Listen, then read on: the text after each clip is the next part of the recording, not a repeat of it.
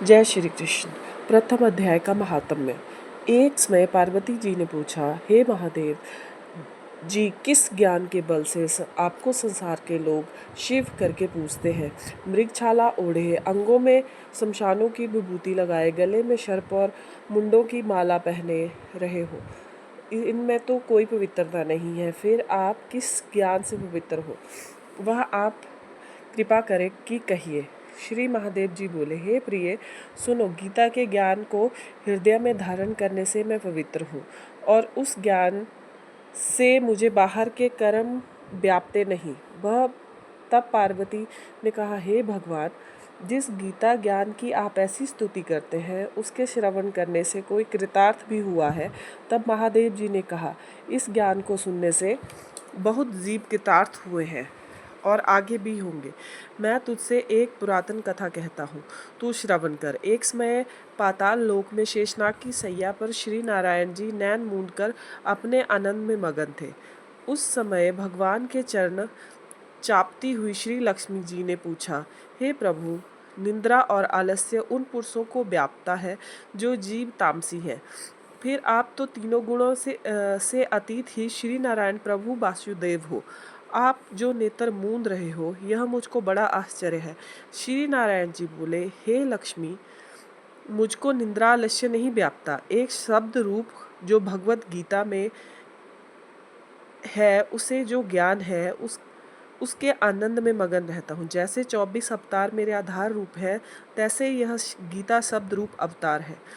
इस गीता में यह अंग है। 5 अध्याय मेरा मुख है, 5 अध्याय मेरी भुजा है, 5 अध्याय मेरा हृदय है और मन है, 16वां अध्याय मेरा उदर है, 17वां अध्याय मेरी जंघा है और 18वां अध्याय मेरे चरण है।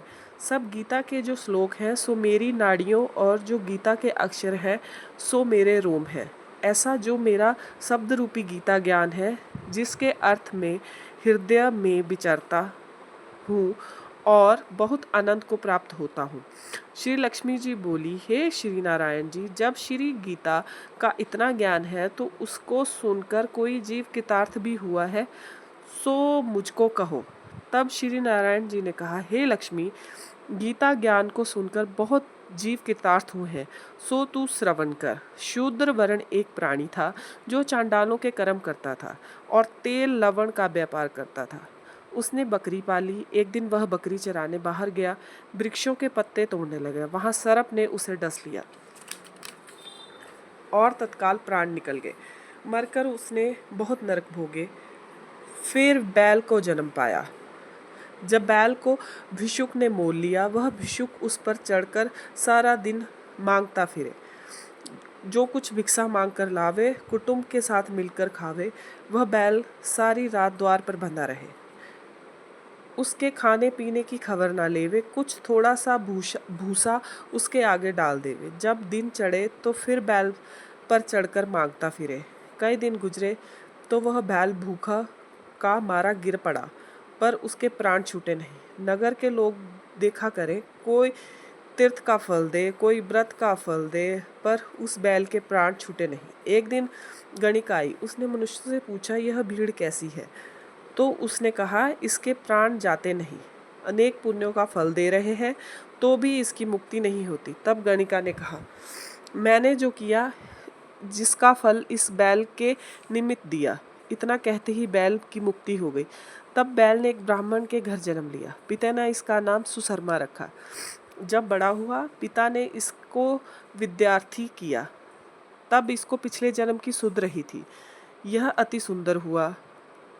इसने एक दिन मन में विचार किया, जिस गणिका ने मुझे बैल की योनि से छुड़ाया था, जिसका वर्णन करूं। विप्र चलता चलता गणिका के घर गया और कहा, तू मुझे पहचानती है? गणिका ने कहा, नहीं पहचानती। तू कौन है? मेरा क्या पहचान है? तू विप्र है, मैं वैश्य। तब विप्र ने कहा, मैं वही बैल हूँ जिसको तुमने अपना पुण्य दिया था। तब मैं बैल की योनि से छूटा था।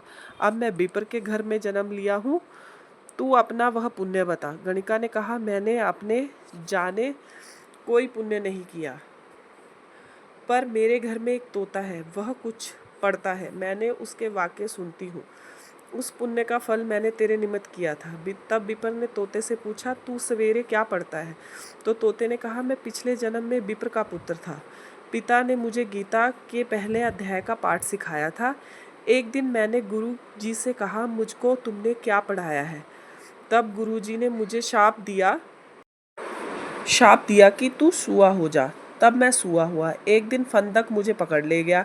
एक विपर ने मुझे मोल लिया। वह विपर भी अपने पुत्र को गीता पाठ सिखाता था। तब मैंने भी वह पाठ सीख लिया। एक दिन विपर के घर चोर घुस पड़े। उनको धन की प्राप्ति ना हुई। वह मेरा पिंजरा उठा लगे। उन चोरों की यह गणिका मित्र थी। मुझे इसके पास ले आए। सो मैं नित्य गीता के पहले अध्याय का पाठ करता हूँ। यही सुनती है। इस पर गणिका की समझ में नहीं आता जो मैं पढ़ता हूँ। वही पुण्य तेरे निमित्त दिया था। सो श्री गीता जी के पहले अध्याय के पाठ का फल है। तब विपर ने कहा, हे तोते, तू भी विपर है। मेरी आशीर्वाद से तेरा कल्याण हो। सो हे लक्ष्मी। इतना कहने से ही तोते की मुक्ति भई। गणिका ने भी भले काम ग्रहण किए। नित्य प्रति स्नान करे और गीता के प्रथम अध्याय का पाठ करे। उससे उसकी मुक्ति हुई। श्री नारायण ने कहा, हे लक्ष्मी, जो कोई अजान कर भी गीता का पाठ करे या श्रवण करे, तिसको भी मुक्ति मिलेगी। जय श्री कृष्ण, जय श्री कृष्ण, जय श्री कृष्ण, जय कृष्ण, जय श्री कृष्ण, जय श्री कृष्ण।